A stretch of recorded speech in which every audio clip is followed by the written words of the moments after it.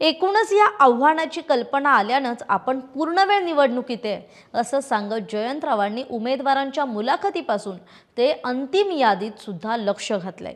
आधीच काठावरच्या मंडळींना सोडून द्यायचा सल्ला सुद्धा त्यांनी दिला।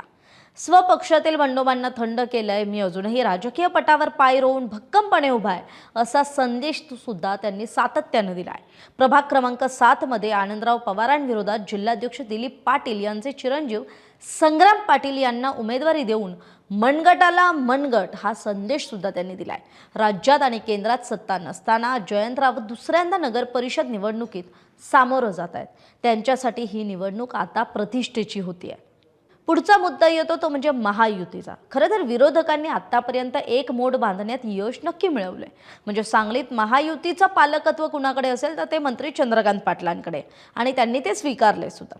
खरं तर महायुतीतून भाजपचा राज्यस्तरावरून कायम जयंतरावांना सॉफ्ट कॉर्नर दिसायचा, जो यंदाच्या निवडणुकीत मात्र अजिबात दिसत नाहीये। म्हणजे मुख्यमंत्री देवेंद्र फडणवीस, उपमुख्यमंत्री एकनाथ शिंदे, उपमुख्यमंत्री अजित पवार यांचंही यंदा थेट ईश्वरपूर नगरपालिकेवर लक्ष आहे। जागा वाटपाचं घोडं अडतंय म्हटल्यावर या त्रिमूर्तींनी थेट हस्तक्षेप केल्याचं सुद्धा कळतंय।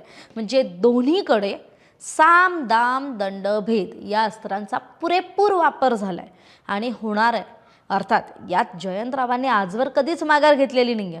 भाजपचे शहरातले 3 पूर्वापार निष्ठावंतांना सुद्धा त्यांनी गळ्याला लावत जयंतरावांनी सुद्धा डाव टाकलाय।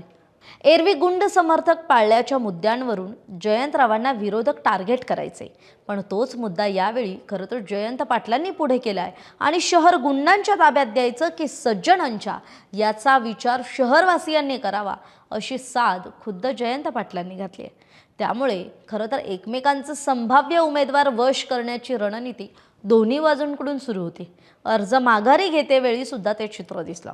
विजय कुंभार आणि महेश पाटील यांना जयंतरावांच्या गोटातून पुन्हा मागे वळवण्याचे शर्थीचे प्रयत्न हे निशिकांत पाटलांनी केले। तेच नगराध्यक्ष पदाचे मुस्लिम समाजाचे उमेदवार शाकीर तांबोळी यांच्याबाबत सुद्धा झालं।